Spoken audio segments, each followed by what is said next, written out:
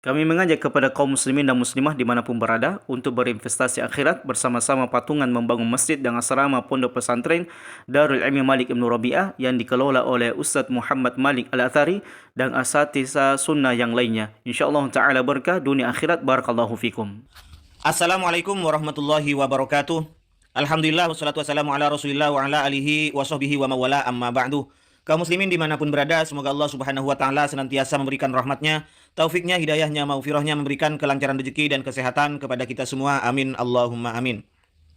Pak Yasid Jawas, waktu beliau masih hidup, eh, sangat keras sekali terhadap amaliyah-amaliyah aswaja, amaliyah orang-orang NU. Memasang kaligrafi, solawatan, berzanji, di masjid ada kuburannya. Itu diantaranya yang selalu ditentang dan ditolak keras oleh Pak Yasid Jawas. Namun, skenario Allah subhanahu wa ta'ala di akhir hayatnya, di penghujung hayatnya ketika beliau itu intaqala ila daril jaza, ketika beliau pindah ke alam jaza, ke daril jaza, Pak Yazid Jawas ternyata banyak prosesi bid'ahnya di situ. Termasuk beliau itu disolatkan di Masjid At-Thahiriyah Bogor. Kita tahu Masjid At-Thahiriyah Bogor ini, di situ ada kaligrafinya, di situ ada kuburannya, di situ tempat sarang ahli bid'ah menurut Pak Yazid Jawas. Kenapa? Bacaan solawatan di situ, sintud duror berzanji dilaksanakan di masjid itu. Tapi kenapa di akhir hayatnya malah masjid yang menjadi sarang bid'ah, yang menjadi pilihan untuk menyolatkan jenazah beliau, yang saat beliau masih hidup beliau tidak mau, bahkan mengharamkan, menganggap ini adalah perbuatan yang gimana lah, salah lah pokoknya, sholat di masjid yang ada kuburannya. Ya Allah. Baik teman-teman, ayo sekarang kita buka Google Map, kita ketik Masjid At-Thahiriyah Bogor. Ini adalah Masjid At-Thahiriyah, tempat di mana Ustadz Yazid Jawas disolatkan. Masjid yang menjadi sarang bid'ah menurut pemahaman Pak Yazid Jawas. Kita buka.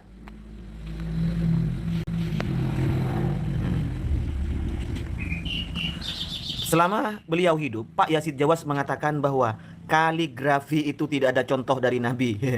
Ternyata di masjid tempat beliau disolatkan itu ada kaligrafi. Ini mensejajarkan Allahu dan Muhammad. Ini termasuk suatu kesirikan menurut orang-orang Wahabi karena menyamakan kedudukan antara Nabi Muhammad dengan Allah Subhanahu wa taala. Syirik, bid'ah ternyata disolatkan di tempat ini, tempat yang menjadi sarang bid'ah. Kita lanjut.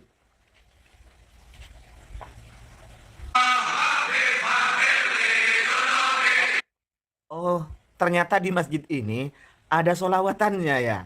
Aduh, mahlul qiyam ini, simtud duror yang dibaca ini. Masjid bid'ah rupanya ini.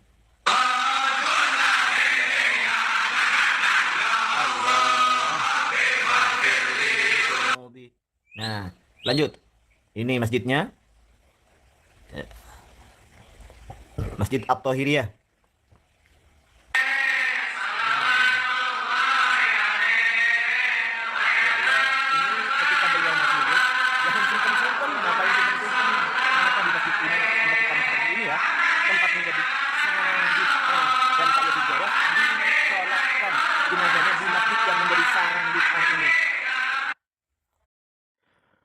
Bismillahirrahmanirrahim. Assalamualaikum warahmatullahi wabarakatuh. Alhamdulillah hamdan katsiran tayyiban mubarakan fihi kama yuhibbuna wa yarda.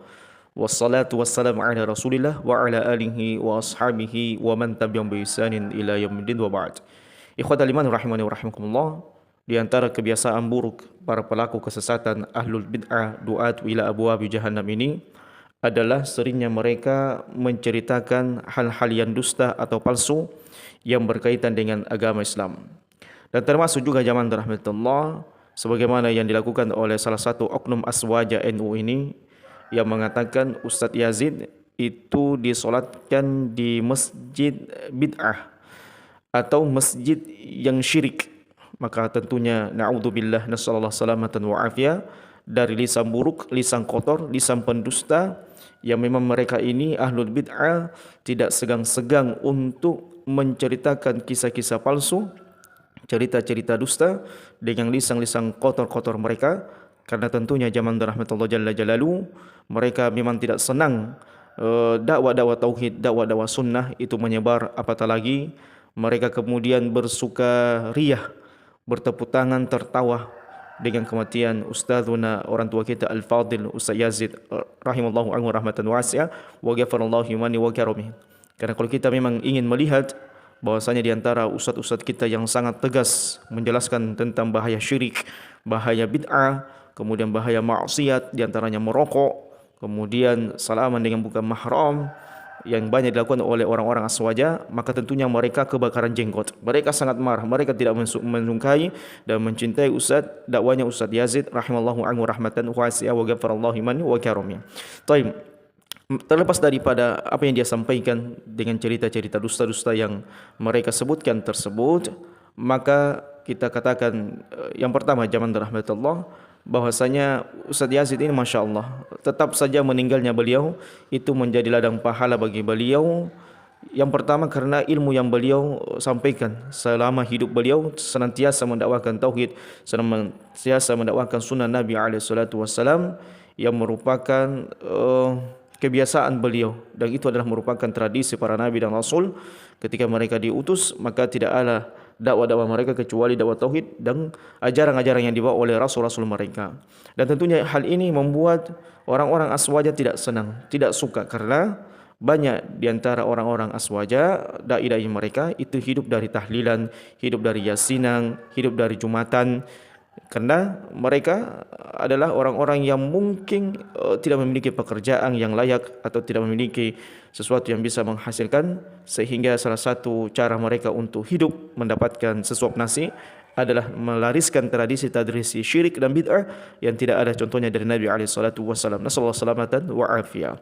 Kemudian yang kedua jamaah rahmatullah yang bisa kita sampaikan adalah Ustaz Yazid rahimahullah, meskipun beliau meninggal tetap beliau mendapatkan pahala.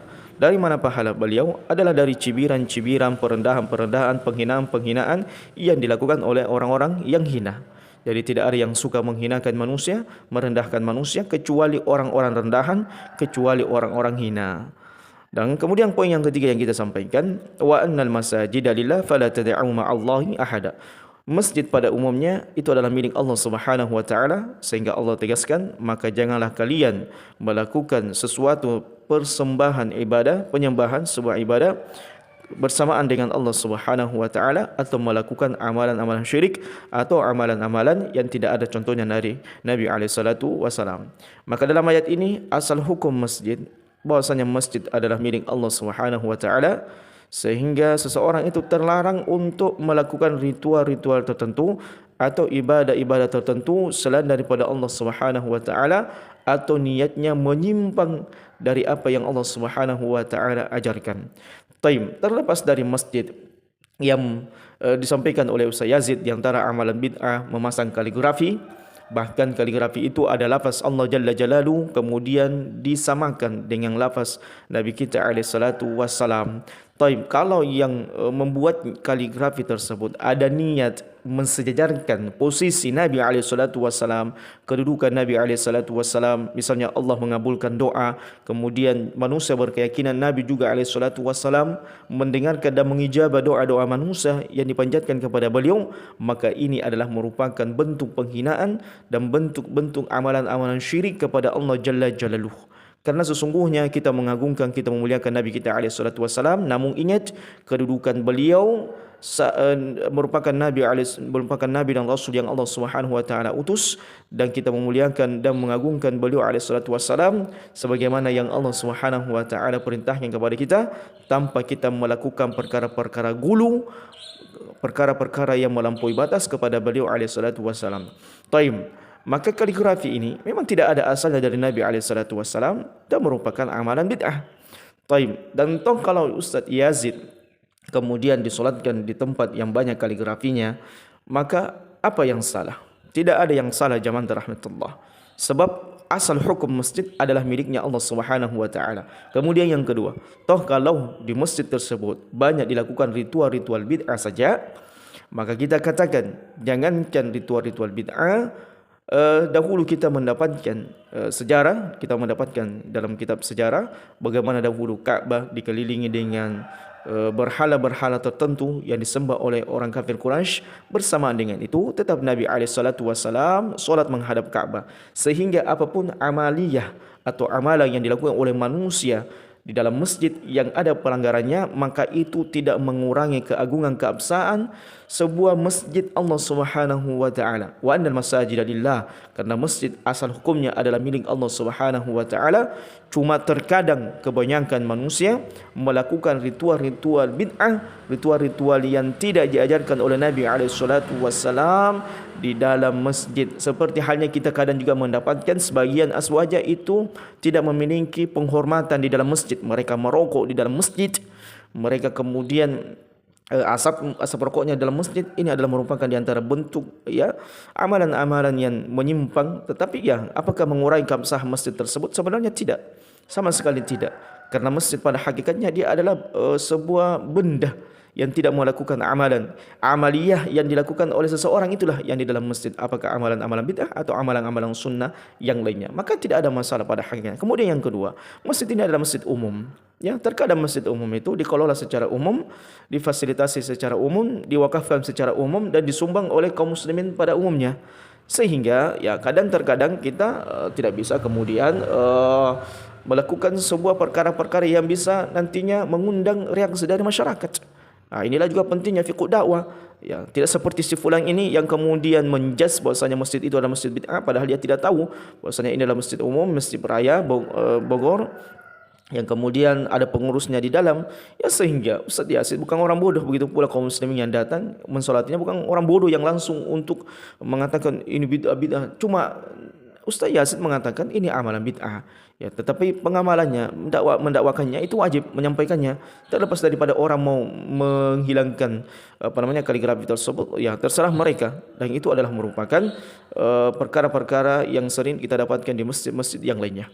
Oleh karenanya jamaah rahmat Allah Subhanahu wa taala, ya terkadang ahlul bid'ah ini memang jahil murakkab. Mereka adalah orang bodoh yang tidak memahami dirinya bodoh, yang mengaku dirinya adalah orang pintar. Sehingga wajarlah kalau dikatakan bahwasanya bid'ah itu amaliyah yang lebih dicintai syaitan daripada maksiat. Karena kenapa? Terkadang bid'ah yang sudah dilakukan, yang sudah nyaman dilakukan oleh manusia, para pelaku kesesatan ini, yang kemudian bisa menghasilkan bagi mereka cuan, menghasilkan bagi mereka nasi bungkus, sehingga terkadang mereka susah meninggalkan bid'ah tersebut. Berbeda dengan maksiat yang kadang orang umumnya mengakui bahwasanya itu adalah sebuah dosa, maka dia pun suatu saat mungkin bersifat dan bertobat kepada Allah Jalla Jalaluhu. Demikianlah jamaah rahmat Allah Subhanahu wa taala, apa yang bisa kita sampaikan pada kesempatan yang berbahagia ini sebagai kantar atau sebagai balas kritikan dari orang-orang yang memang tidak mencintai sunnah dan ahlus sunnah. Mereka yang sangat senang dengan kematian ahli sunnah, dan ini adalah merupakan kabar gembira bagi kita semuanya, bahwasanya memang di sana akan senantiasa ada orang-orang munafik, ada orang-orang yang di dalam dirinya penyakit melariskan dakwah-dakwah kesyirikan, dakwah-dakwah batilah, dakwah-dakwah bid'ah yang menurut mereka adalah merupakan amalan yang mendekatkan dirinya kepada Allah Jalla Jalaluhu. Nasallallahu salamatan wa afiyah wa akhiru dawana alhamdulillahi rabbil alamin. Wassalamualaikum warahmatullahi wabarakatuh.